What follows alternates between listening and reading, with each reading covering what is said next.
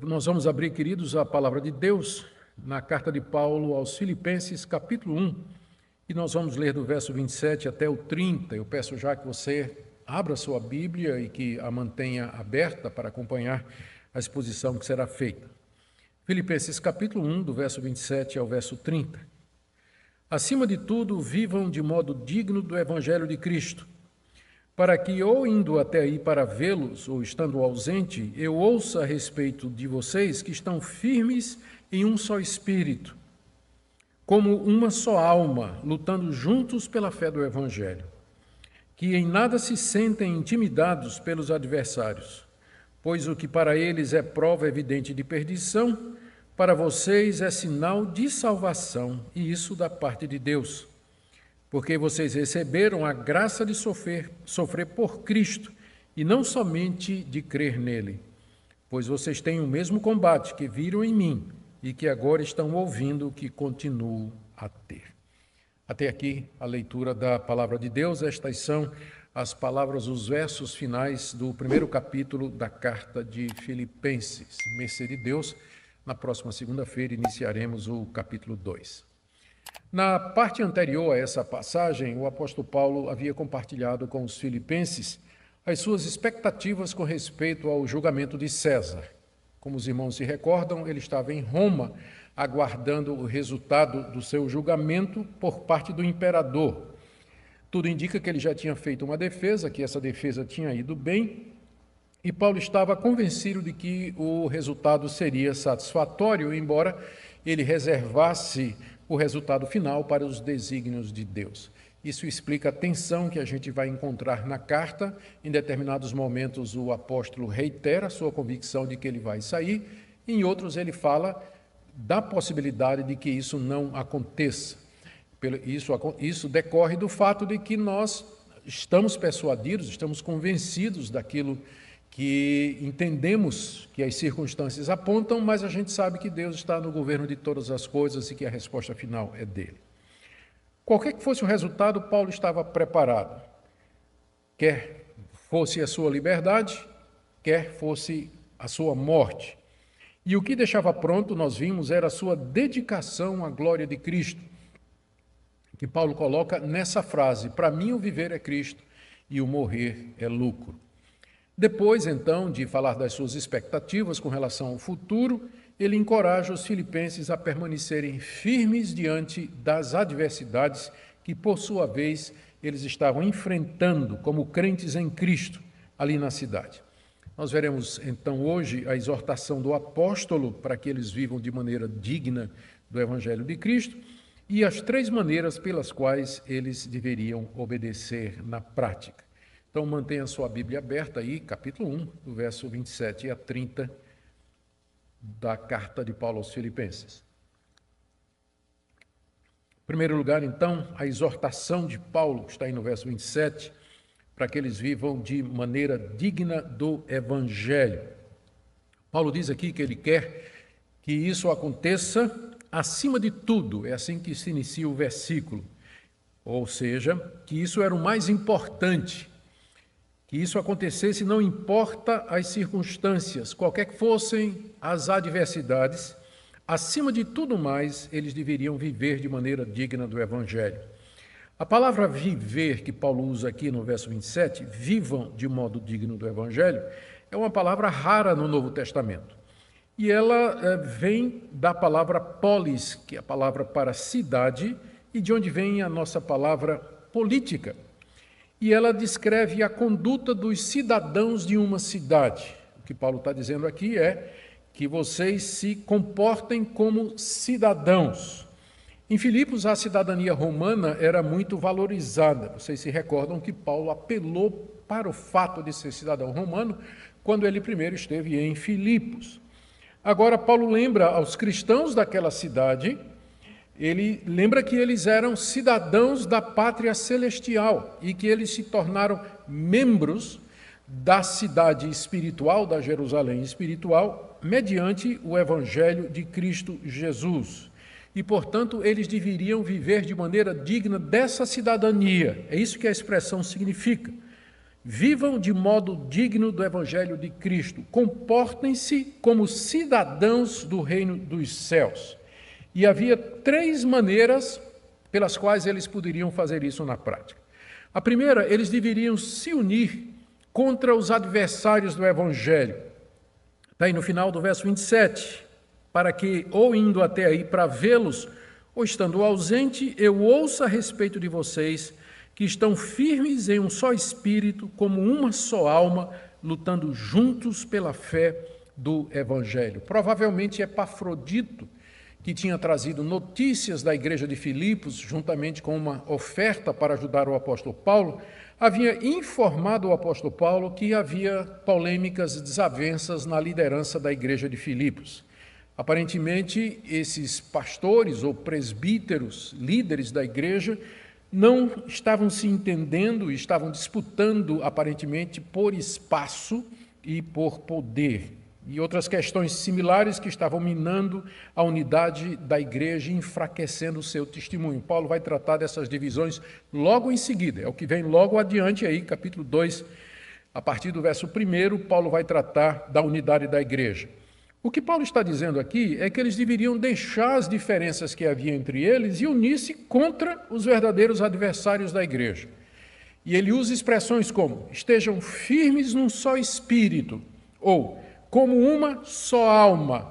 Essas expressões, elas significam simplesmente que vocês tenham o mesmo ânimo, que vocês pensem concordemente e que vocês lutem juntos pela fé do Evangelho.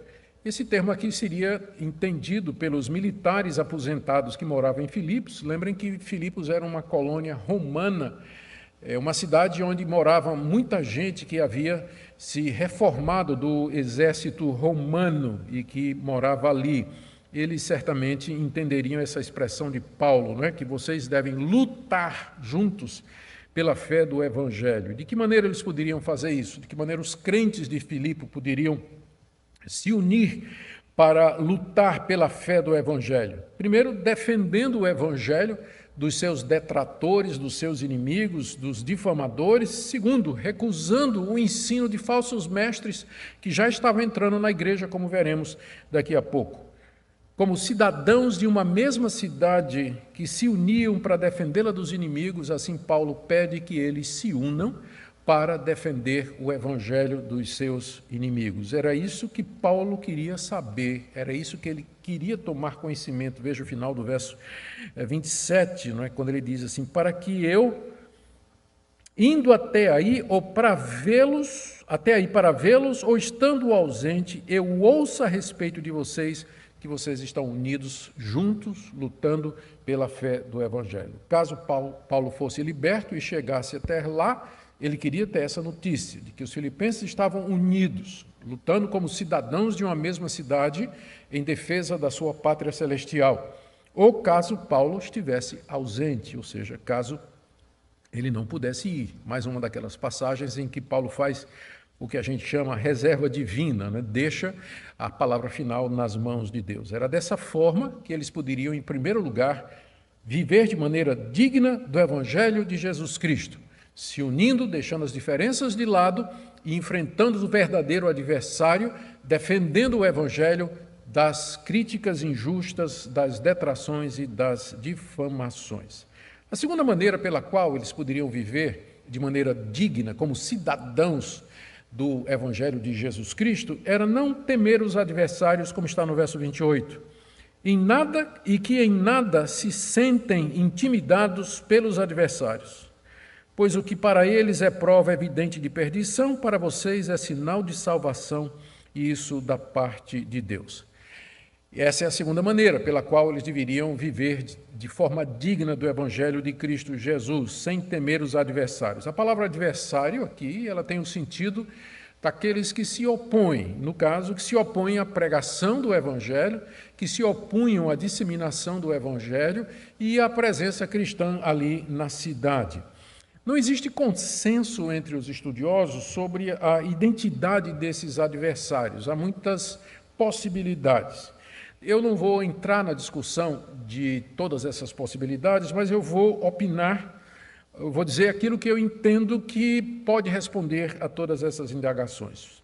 Na verdade, não era apenas um único grupo de adversários, mas como acontecia em todos os lugares onde o evangelho era pregado no primeiro século, a hostilidade vinha de três origens. Primeiro, os moradores da cidade, que estavam perseguindo os crentes da mesma forma como eles haviam perseguido o apóstolo Paulo. Ou seja, os próprios vizinhos, os próprios contemporâneos, eles eram os primeiros a perseguir os seus amigos quando eles se tornavam cristãos. Veja como Paulo vai dizer no verso 30, vocês têm o mesmo combate que vocês viram em mim e que agora estão ouvindo que continuam a ter. Quando Paulo esteve lá em Filipos, ele foi perseguido, caluniado, preso pela população.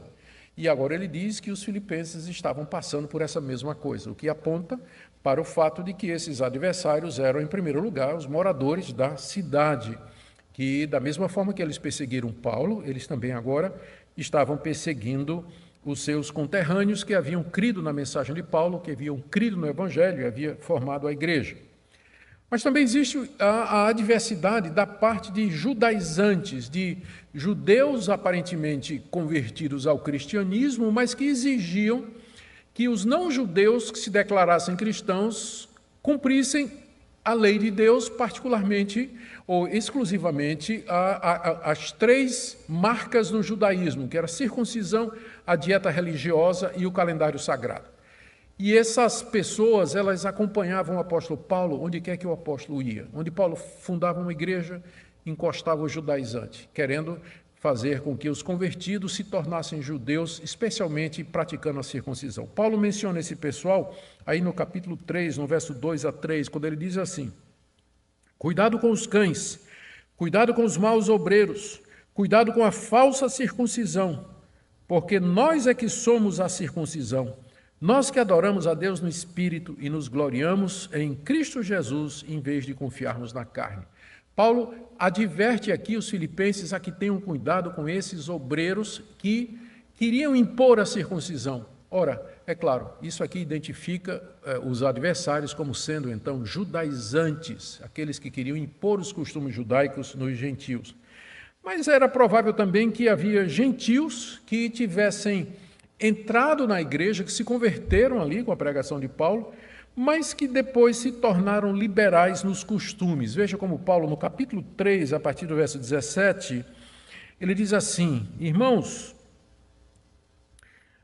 sejam meus imitadores e observem os que vivem segundo o exemplo que temos dado a vocês, pois muitos andam entre nós, dos quais repetidas vezes eu lhes dizia, e agora digo até chorando, que são inimigos da cruz de Cristo. Olha que expressão, inimigos, não é?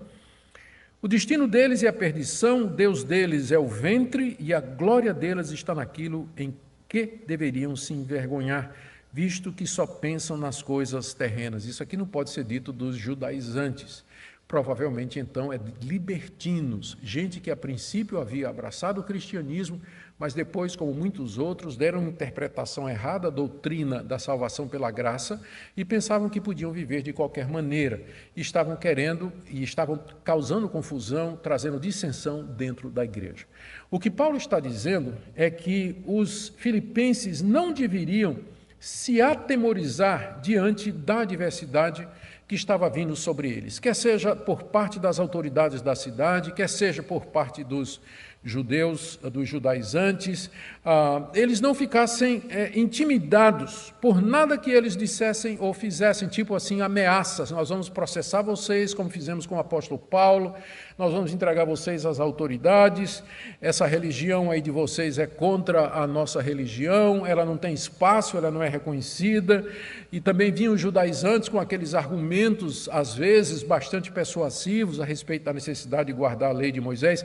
Paulo diz aqui: eu quero ouvir que vocês em nada se sentem intimidados pelos adversários. Estes são os adversários.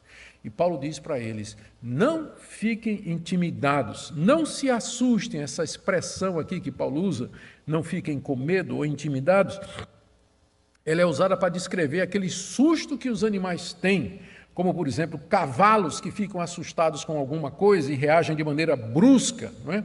Então, é essa reação que Paulo está querendo que eles não tenham, não fiquem assustados assim de repente com o crescimento, a escalada da adversidade e da hostilidade contra vocês aí na cidade de Filipos. E aí ele diz alguma coisa muito interessante no final do verso 28. Porque o que para eles é prova evidente de perdição, para vocês é sinal de salvação, e isso da parte de Deus. Não é uma passagem muito fácil de interpretar, mas ela quer dizer o seguinte, que a coragem dos filipenses diante dos adversários seria uma demonstração pública de que eles realmente eram salvos. Se eles ficassem com medo desses adversários e recuassem, isso seria um indício, uma prova evidente de que os seus adversários sabiam que os filipenses estariam perdidos, isso é, derrotados. Mas a firmeza deles face aos inimigos, aos adversários, era evidência de que Deus estava com eles, porque somente Deus poderia dar a eles tamanha coragem de enfrentar tamanha oposição, e que eram os adversários que estavam caminhando para a perdição. Então, é assim que a gente explica aí o final do verso 28. O que para eles é prova evidente de perdição, que seria o recuar, não é? Se eles tivessem recuado, na verdade, a firmeza de vocês é sinal de salvação, de que Deus está com vocês. E isso da parte de Deus, isso não vem do homem, mas vem de Deus. Por todos esses argumentos, o apóstolo Paulo diz, não fiquem intimidados diante dos adversários. Recapitulando, Paulo diz, comportem-se como cidadãos do reino de Deus. Vivam de maneira digna do evangelho de Cristo. E vocês devem fazer isso, em primeiro lugar, se unindo para enfrentar os adversários, os verdadeiros adversários da igreja. Segundo, corajosamente, sem ter medo das ameaças deles, que nós acabamos de ver. E agora, em terceiro lugar, vendo os sofrimentos por Cristo como graça. Versos 29 e 30, vocês receberam a graça de sofrer por Cristo, e não somente de crer nele, pois vocês têm o mesmo combate que viram em mim e que agora estão ouvindo que continuo a ter. Paulo está aqui dizendo aos filipenses que eles deveriam enxergar os sofrimentos por Cristo ali na cidade como sendo um alto privilégio dado por Deus. Note que não é qualquer sofrimento. Paulo não se refere aqui a qualquer sofrimento, é o sofrimento que é decorrente da firmeza em Cristo Jesus, deles viverem como cidadãos do reino dos céus, seguindo a ética, os costumes, a lei da pátria celestial, como todo cidadão deve fazer, cumprir a lei do seu país. Assim, eles eram membros da pátria celestial, eram cidadãos do reino dos céus, deveriam viver daquela maneira. Aquilo haveria de despertar oposição e perseguição. E eles deveriam ver isso como um privilégio que Deus tinha dado para eles. Agora veja como é que Paulo diz isso. Ele diz que foi dado com relação a Cristo, foram dados dois privilégios com relação aos filipenses. Primeiro, de crer em Cristo. Final do verso 29. Vocês receberam a graça de sofrer por Cristo e não somente de crer nele. A graça de crer em Cristo havia sido concedida aos filipenses. E essa passagem é muito importante para reforçar o que a gente sempre diz, que fé é um dom de Deus. Que crer em Jesus Cristo é obra da graça de Deus, não é alguma coisa que você consegue produzir, não é alguma coisa que uma pessoa incrédula, de repente, ela pode ter. Se Deus não vier e não conceder a graça de crer, a fé em Cristo Jesus, a pessoa nunca vai crer por ela mesma, ela sempre vai rejeitar o Evangelho. É isso que Paulo está dizendo aqui, que Deus deu a eles a graça de crer. A gente pensa, por exemplo, como está lá no livro de Atos, em Lídia, quando Paulo chegou na cidade de Filipos e procurou um local à beira do rio para poder pregar o evangelho, encontrou uma reunião de oração de mulheres já influenciadas pelo judaísmo, e o texto lá do livro de Atos diz que enquanto Paulo pregava, Deus abriu o coração de Lídia, Deus concedeu a graça, essa graça a Lídia, que ela cresce no evangelho pregado pelo apóstolo Paulo. Foi a mesma coisa com o carcereiro romano, naquela noite extraordinária na prisão, quando Deus lhe concedeu a graça para que ele cresce no Cristo, que ele ouviu Paulo e Silas pregando, cantando e louvando, enquanto estavam ali nas algemas. Mesmo quando muitos rejeitaram lá em Filipos o evangelho de Cristo, como os donos daquela moça que era escrava e que tinha um espírito de adivinhação e que denunciaram o apóstolo Paulo, ainda assim Deus deu graça para que muitos filipenses viessem a crer em Cristo Jesus. Essa graça e esse privilégio não foram dados a todos os moradores de Filipos, senão a nossa passagem não faz sentido, não é verdade? Veja como Paulo diz, vocês têm que lembrar que, com relação a Cristo, Deus lhes deu 2 privilégios. O primeiro foi crer nele. A graça de crer que Deus dá soberanamente a quem Ele quer. Mas havia uma segunda graça que havia sido concedida com relação a Cristo, e Paulo diz que é a graça de sofrer por Ele. Vocês receberam a graça de sofrer por Cristo e não somente a graça de sofrer por Ele. Sofrer por Cristo, Paulo diz, é privilégio e graça, porque demonstra a nossa participação no sofrimento de Cristo, que por sua vez reflete a nossa participação na glória de Cristo. Se nós sofremos com Cristo aqui, nós também reinaremos com Ele, diz o apóstolo Paulo em sua literatura, nas suas cartas. Por isso que sofrer por Cristo é um privilégio. Mais uma vez, lembre, não é qualquer sofrimento que é graça, não é qualquer sofrimento que é privilégio que Deus nos concede. Tem muitos cristãos que sofrem porque têm a língua grande, são invejosos, são desonestos, praticam imoralidade, são arrogantes e são, então, retaliados. Eles recebem oposição, eles recebem castigo por conta disso. E aí eles se vitimizam, eles vão para as redes sociais reclamar que estão sendo perseguidos, quando, na verdade, eles cometeram erros, eles fizeram coisas que não deviam fazer. Aqui Paulo está se referindo a sermos perseguidos por amor de Cristo, simplesmente pelo fato de sermos cristãos, professarmos publicamente a nossa fé. E vamos convir, o que desperta a hostilidade do mundo contra o verdadeiro cristão não são essas outras coisas, o que o mundo realmente não aceita, porque o mundo aceita o comportamento imoral, desonesto, gente arrogante, vaidosa, está sim no mundo, não é verdade? Mas o que o mundo não tolera é a palavra da cruz, a exclusividade do Evangelho, dizermos que somente Cristo salva, dizermos que Ele é o Filho de Deus, dizermos que nós somos todos pecadores indignos e que só merecemos a ira de Deus, e que só através do que Cristo fez na cruz, pelo seu sangue precioso, é que há salvação. Isso o mundo não tolera, e o mundo vai achar todo tipo de forma aberta ou velada de perseguir aqueles que afirmam isso. E quando isso acontecer, cumpre-se as palavras de Jesus: bem-aventurados sois quando vos perseguirem por minha causa. Então, nesse sentido, sofrer por Cristo é um privilégio. E esse sofrimento pelo qual os filipenses estavam passando, não era nada que Paulo mesmo já não tivesse passado, que é o que ele diz aqui no verso 30. Pois vocês têm o mesmo combate que viram em mim e que agora estão ouvindo que continuo a ter. O combate aqui é uma palavra frequentemente usada por Paulo nas suas cartas para se referir aos seus esforços dedicados em pregar o Evangelho e ao enfrentamento da oposição dos adversários. A ideia de combate aqui. E os filipenses eram testemunhas do combate de Paulo pelo Evangelho. Eles eram testemunhas do sofrimento de Paulo. Eles sabiam que quando Paulo esteve em Filipos, Paulo foi difamado, caluniado, agredido, despido, açoitado, lançado em um calabouço e teve seus pés presos num tronco. Paulo já tinha passado por isso, por amor a Cristo Jesus. E agora, isso os filipenses viram, e eles também tinham ouvido, como Paulo diz aqui no verso 30, vocês estão ouvindo que eu continuo a ter isso.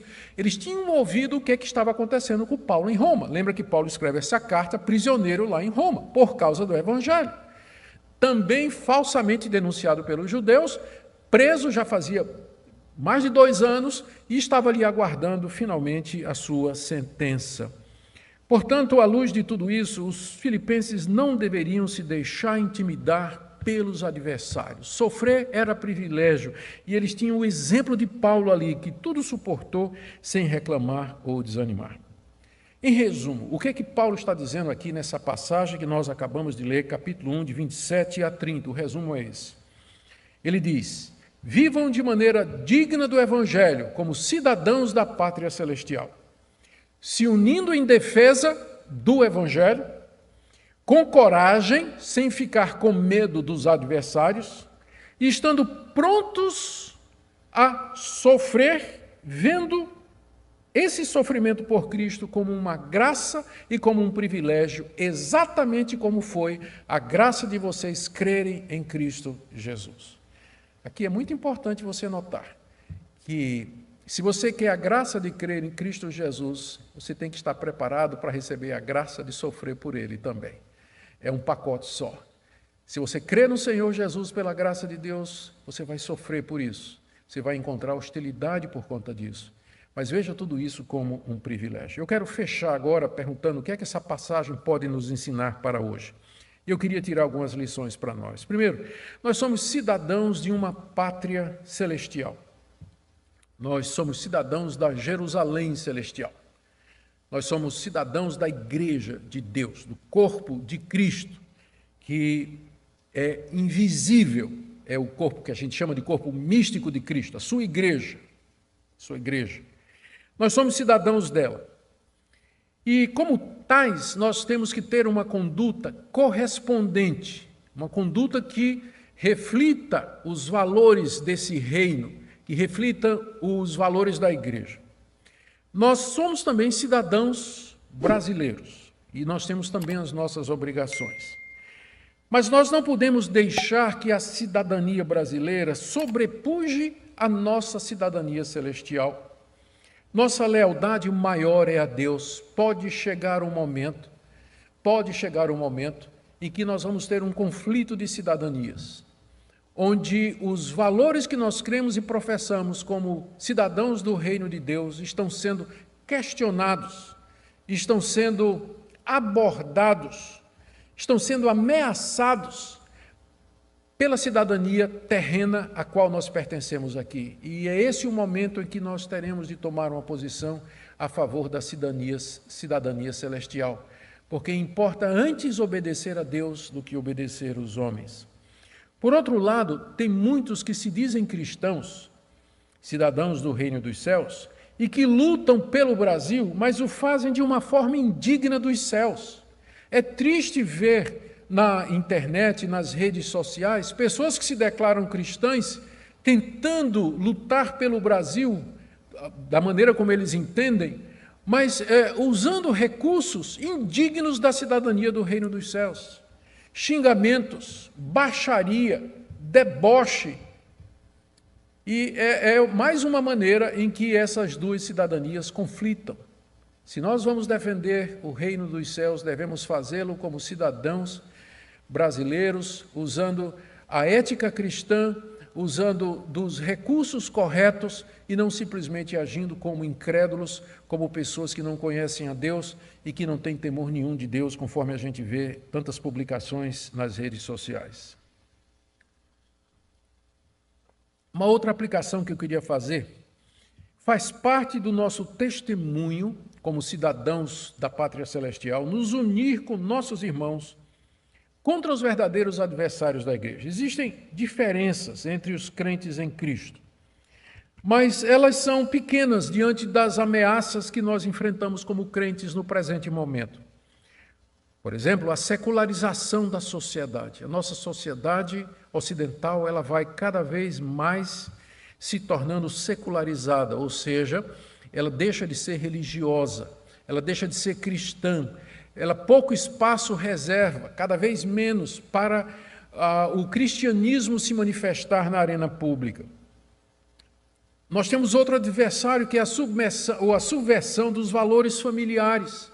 aquilo que a palavra de Deus ensina e que vem sendo reafirmado pelo cristianismo há tanto tempo, a respeito de sexo, a respeito de gênero, a respeito de família, isso vem sendo erodido rapidamente. Nós assistimos também à derrocada rápida das verdades bíblicas sobre moralidade, sobre verdades absolutas. Isso tudo está sendo levado embora e a hostilidade é cada vez maior contra o cristianismo. E aquilo que era velado, que a gente chama ou chamava, né, de uma perseguição simbólica, ela passa a ter contornos definidos, contornos públicos e claros. Então, estes são os verdadeiros adversários da igreja cristã hoje. E isso deveria nos despertar a um chamado à unidade com os verdadeiros cristãos, deixar de lado diferenças pequenas e juntos, como cidadãos da mesma pátria, defendermos o evangelho desses ataques. Terceira coisa que nós aprendemos aqui é que nós precisamos de coragem. O momento chama para que nós tenhamos coragem diante da oposição, sem temer e sem nos assustar, como um cavalo que leva um susto quando de repente está trotando e de repente parece que vê uma cobra, ele tem um susto. É isso que o texto aqui está dizendo. Precisamos de coragem nesse momento, porque pode chegar a hora em que nós vamos ser chamados a defender a nossa fé e pagar com a nossa liberdade, com a nossa reputação, a fé que nós professamos. Lembremos o lema do apóstolo Paulo: viver é Cristo e o morrer é ganho. Quarta lição, nós devemos ver os sofrimentos de Cristo como um alto privilégio, como uma graça. E em vez de temer, em vez de recear o momento em que nós vamos ser hostilizados ou que vamos, de alguma forma, sofrer algum tipo de retaliação, inclusive por parte das autoridades, nós devemos ver tudo isso como um alto privilégio. E por último, crer em Cristo é graça, é algo dado por Ele, não procede de nós.